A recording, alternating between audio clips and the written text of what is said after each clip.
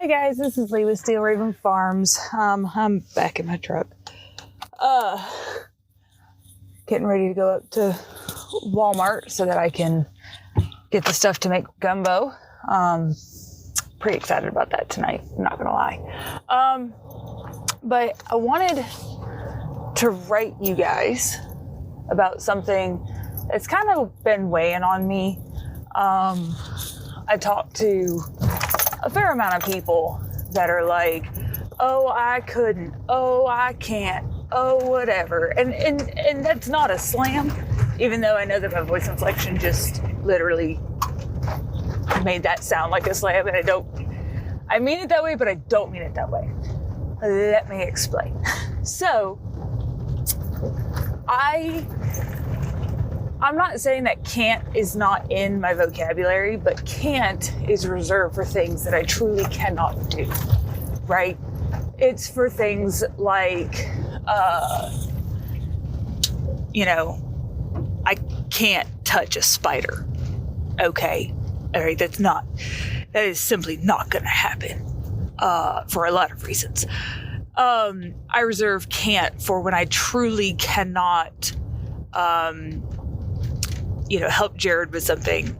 We butchered the pigs. I think it's probably been close to 2 weeks now.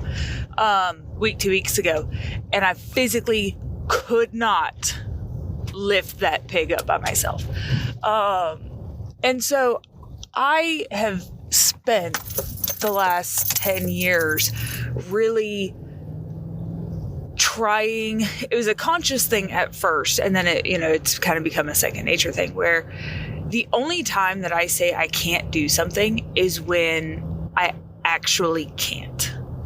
Now, I will say things like I don't want to, or I'll say things like we shouldn't, or I shouldn't, stuff like that. But to sit there and say I can't for everything is it's not how I operate. A lot of that is like self-actualizing. I don't know. It's, really thinking about the hows and the whys and, why I do the things that I do. Why, I found out recently that the reason I lose my gasket and I, have these, for lack of a better term, like rages, when somebody touches me and I have been touched too many times that day or whatever, is because I actually have ADHD. And ADHD at its core is a self-regulation problem. Like, that's what it is. And so I was like, oh, well, that explains it, So, all of that being said, I wanted to kind of talk to you guys about this idea of I can't. And I wanted to I'm passing that farm that I was telling you guys about the other day. I love that farm. Like, I love their garden, and every time I see it, I just get so encouraged. And I've stopped and talked to them a couple of times, and I'm like, I love going home. I love going to the store. I love leaving because I can see your guys' stuff, and it's so cool. Anyways, this podcast is more about encouragement. Stop saying I can't and really think about the reasons why you're not doing something, right? We can't have a cow on our property right now, okay? It's not feasible. Our property has very little grass. Very, very little grass. And for a creature who turns grass into goodness, that's a problem. That means that we have to hay them. By haying that cow, that milk cow, we're not going to have as much cream. We're not going to have as much milk. Not to mention, it's pretty expensive. And so that is a legitimate can't. Because I really, truly don't think that you should reserve can't for never, right? People, teach their kids, or, we're taught as kids, never say can't. Well, there are times when you can't. And that's okay. That is okay. The problem comes in where you use it as an excuse not to do something, right? Or not to answer the question or whatever. My oldest son has a really bad habit of saying, I don't know. When you ask him something, I don't know. Why is the sky blue? I don't know. Why did you push your brother down a flight of stairs? I don't know. He's not actually pushed a child down a flight of stairs, but I wouldn't put it past him some days because, I love my youngest son. He's a lot. He is me. He's a lot. And I'm surprised that Jared hasn't pushed me down a flight of stairs because I'm a lot. I get it. I totally understand. But I don't know. I can't are not answers. Now, they are complete sentences. So they're, okay, but like, let's look at the reasons. Let's look at the reasons why you can't have a milk cow right now. Because that's really the answer. I can't have one right now. We can have one, but there's work that we have to get done to put into it to be able to do it. So my question is, why don't you have a garden? Well, I can't. Why not? Well, I don't have the money for a garden. Okay, that's fair. That's completely reasonable. I don't have the money or I don't have the time. Okay, that's fair. So what is your reason, right? Why can't you do something?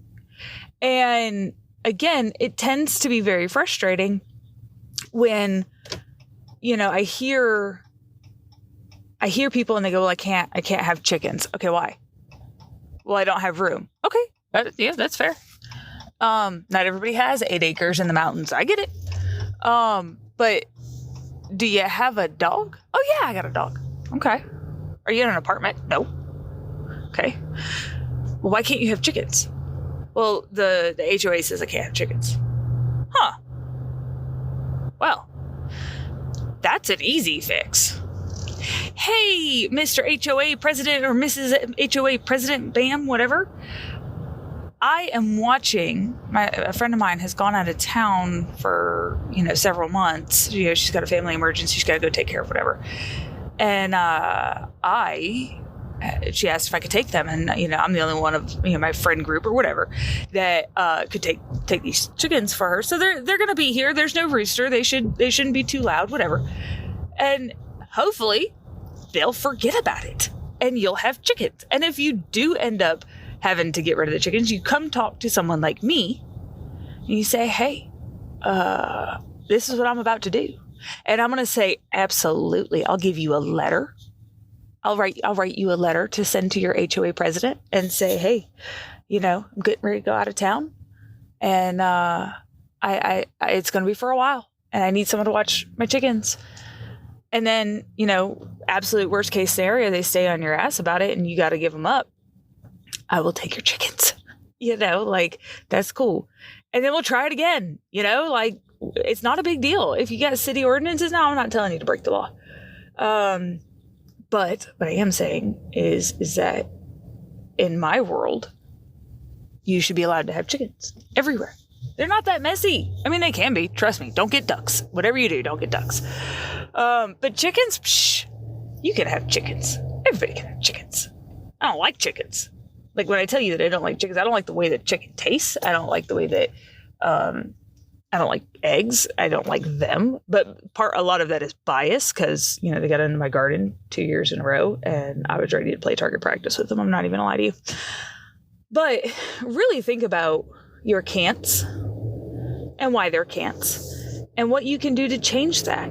I can't cook from scratch. Okay, why? I don't know how. Oh, that's easy fix. Like literally, it's the easiest of all the fixes. If you tell me that you want to cook from scratch, great. What can I do to help you? Well, I don't have the time. Do you know that it literally, I can make, what was one of the things that I made really recently? Because I got put on the spot, now I can't think of anything, even though it was just I did this the other day. Oh, it was tortillas. So we eat tacos once a week. religiously. My husband and I friggin' love tacos, and I don't get taco mix from the store. Like it is as authentic as I can make it. Like I get my recipes. I was talking to a buddy of mine. I get my recipes from the source. My gumbo that I'm going to make tonight came from an old grandma in Louisiana. That's my gumbo, right? I don't go on Pinterest and be like, how do you make whatever?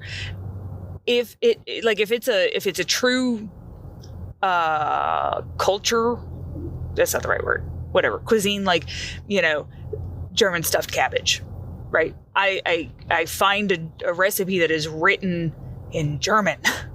If it's jerk chicken, it's from an old Caribbean woman or man. It doesn't have to be a woman, but you know what I mean? Like that's where I go to get my recipe, because I want it to be as correct as possible, because I appreciate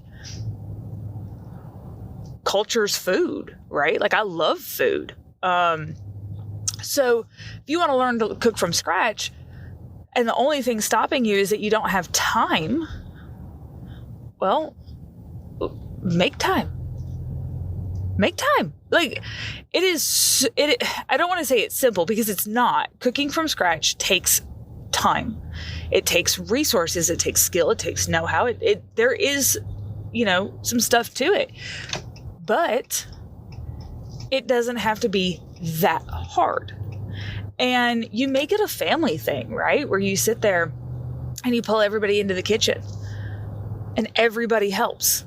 So back to my point of I was making tacos, I forgot to stop at the store and get nachos, because I prefer nachos. And Jackson prefers nachos. And Chase and Jared prefer like the soft corn tortilla, right? Like a street taco. That's what they prefer. And so I realized that I didn't have nachos, and I was like, well, I could make nachos. Like I really don't feel like it. We'll just have street tacos tonight. It's fine. Not a big deal. Well, I reach up into the cupboard to start making, to start heating up the tortillas, and they are gone. There's none. I think there's like 3 in the bag. And I was like, I am not going to the store. Like, you can't make me. I was exhausted. And so I ended up, Jared's like, well, I guess we're not going to have tacos tonight. I was like, what? And of course my brain was shot, because I had spent, I had a class last week that lasted 3 days, and it was from, 9 to 4, and it's an hour away, and I had to drive. And, well, to you, if you work 9 to 5, that's no big deal. Like, why are you so tired after that? Well, one, it was an emotionally draining class because of the content of the class. But the second part of that is that I am not used to working 9 to 5. I'm not used to going into work every day. I work 24-hour shifts. And so I was friggin' exhausted. And I literally shooed Jared away, because Jared and I cook, we cook together. And especially on taco night, everybody cooks dinner. Everybody's in the kitchen, which, is not great because we have a really tiny kitchen. But I shoo him away, and I start making, I grabbed the mesa out, got the hot water, got the tortilla press, got everything, and started making, corn tortillas. And Jared is like looking at me, and he's like, you can make tortillas? And I was like, yeah. And he's like, what is this magic? And I'm like, I don't know. Like I said, my brain was shot, y'all. I don't know how else to explain that. Shot. And he's like, but you're making tortillas. And I was like, yeah. And he's like, well, I want to learn how. And I was like, okay. Because when Jared cooks dinner, he is very much the person that has to use every single pot and pan and utensil in the kitchen, and that is totally cool. And I'll get to that on another day. But I'm literally sitting there going, just go away. Let me do what I do. My brain cannot function with another person right now. My brain hurts. And he's like, but I want to learn so that if this happens, I can make them on my own. And I was like, okay. And something on my face at that point was probably like, I'm going to stab you if you don't leave me alone. And he's just like, he did totally, goes right on past that. He doesn't care. And I'm just like, okay. So he ended up helping me make the tortillas. We made our tacos, and they were good. They weren't great because there are some other things that you should do to your tortillas to make them really good. And I didn't do that. Cause I was tired and I was literally pulling this recipe from, the back closet of my brain. I was like, I think it's like 2 cups or a cup of mesa to like a cup and a half of water. I don't know. And I literally just kind of made it. And it was good, but definitely not my best. But if you want to learn to cook from scratch, it is very easy, but it does take some time. It takes a little bit extra time to learn to cook from scratch. If we had the flour tortillas, we would have had dinner done about 10 minutes sooner. 10 minutes, y'all. And I think there's this breakdown between cooking from scratch and people thinking about, people think what it is, and they're assuming that if they want to cook from scratch, they have to cook, it takes hours and hours and hours, and they're going to be in the kitchen the whole day. And no, just no, that is not how it works. And again, I really do think there's this disconnect between cooking from scratch and the person, right? So if you think that a chicken and rice recipe, right, where you're going to make, and I'll use this example. Chicken and rice in my household in my mom's household, is boiled chicken that's been shredded in 2 boxes of rice-a-roni mix. That is chicken and rice. Okay. Now, we didn't stop, we don't buy any processed food. No. I work full time. Jared works full time. We homeschool the kids full time, and we run a farm full time. It is. Oh, and let's not mention the other jobs that we have. I run this blog. Him and I run this Unbroken Life. He is working on his own podcast, and I help teach at the college, or I go help out at the dentist's office where they pay me to sit there and monitor vitals, and it's great. So I don't have a lot of time to cook from scratch, but what I do, so with chicken and rice, I take a whole chicken and I boil it, right? Boil it down. And then usually, or the other one that I'll do is I'll put it in the crock pot first thing in the morning. So like if I've got to go to the dentist office that day, what I do is I put the whole chicken in the crock pot and just let it cook.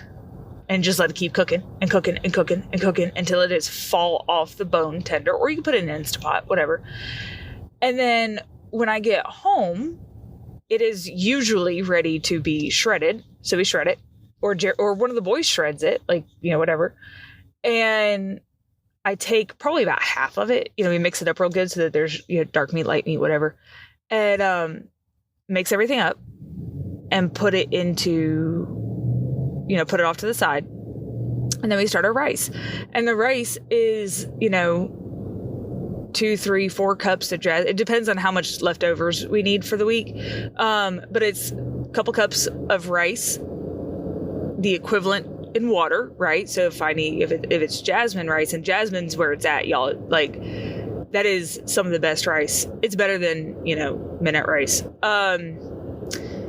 But I do, however many cups of rice that I need, the equivalent in water. And then I use Better Than Bouillon as my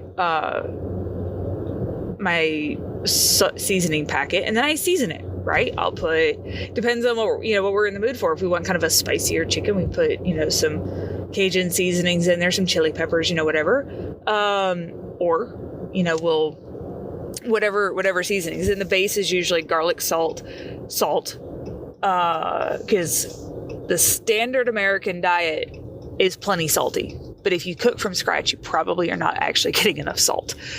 And so, so salt, I'm drawing a blank, y'all. Some parsley, some oregano, some basil, whatever, and season it to taste. See if you like how it tastes. If not, add some more shit to it. And, once everything has come up to a boil, I put the chicken in there, let it heat back up. And then sometimes I'll add, if I'm adding beans, it's usually put in first. And then, any other additives like, corn or, whatever. Chopped onions, doesn't matter.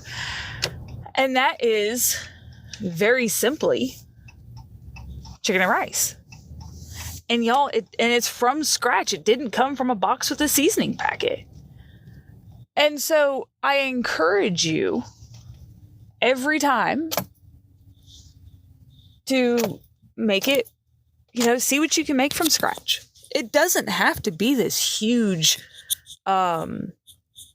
thing, right? It doesn't have to be this huge, holy crap, you spending hours in the kitchen. Good biscuits take like 30, maybe 35 minutes to cook. It doesn't take a whole lot long. It doesn't take very long. But at the end of the day, you have to stop letting your can't rule the world. If you want a homestead, figure out a way to do it small scale in your house. If you want to learn a new skill, but you don't think you can, cool. Learn it anyways. Even if you don't get to put it to use for a while, learn it anyways. So I encourage you to look for things to stop saying can't about, and I encourage you to start learning how to can.